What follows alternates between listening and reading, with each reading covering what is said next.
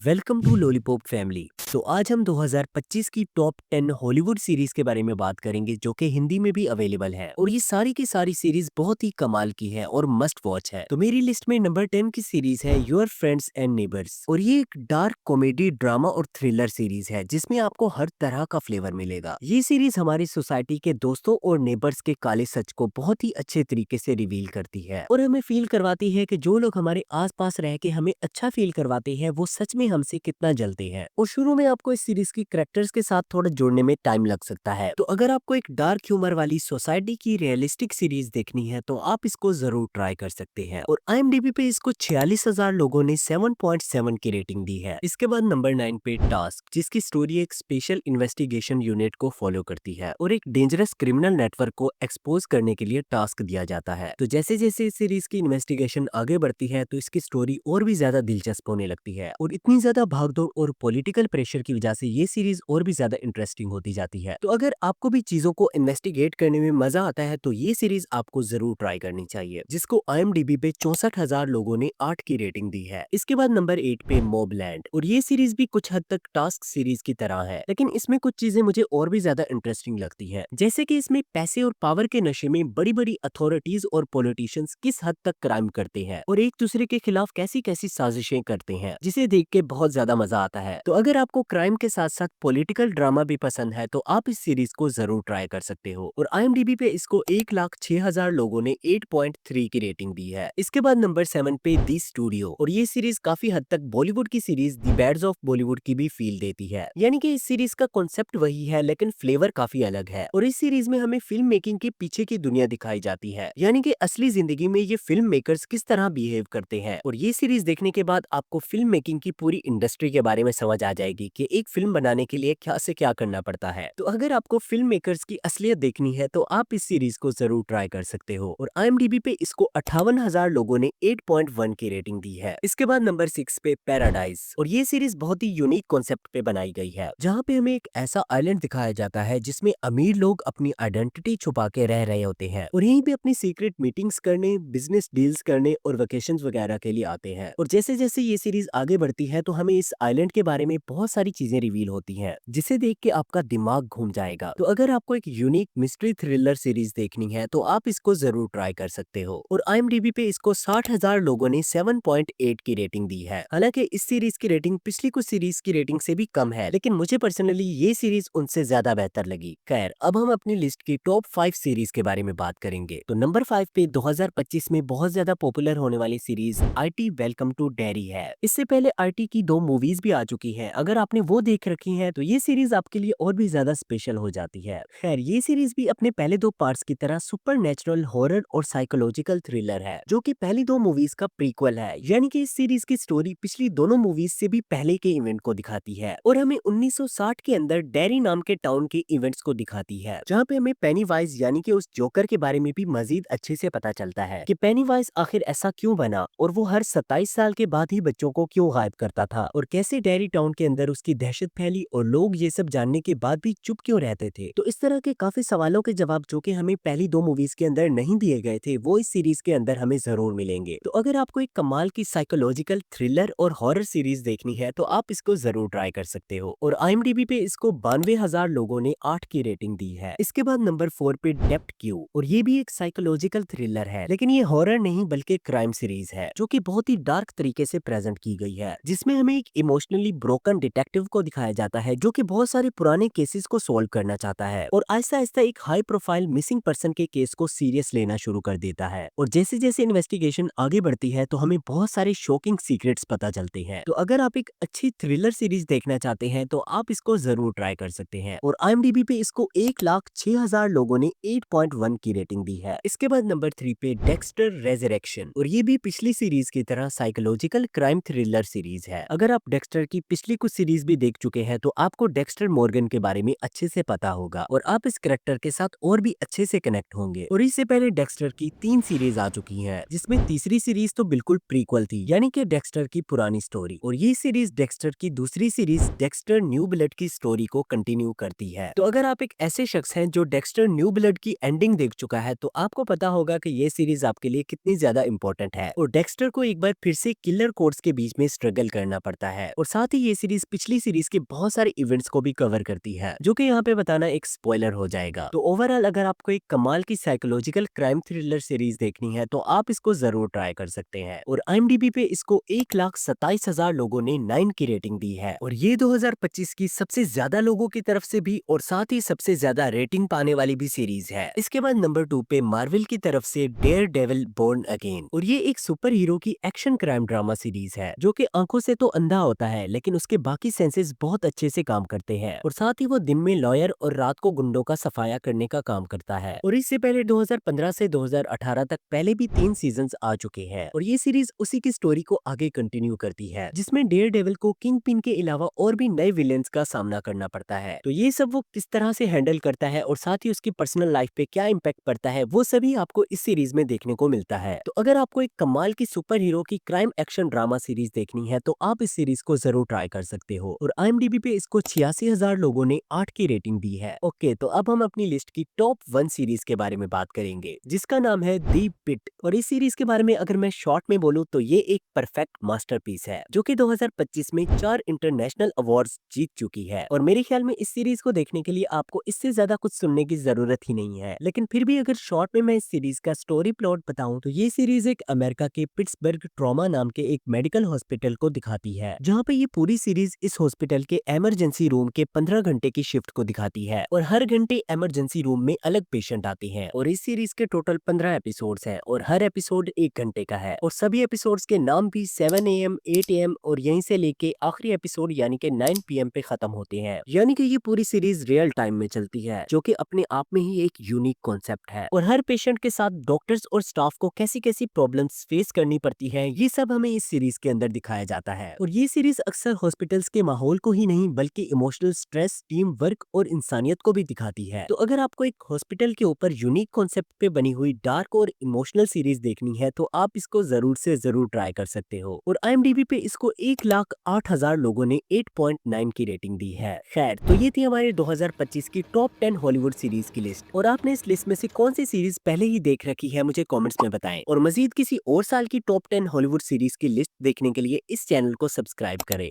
Thank you, Allah Hafiz.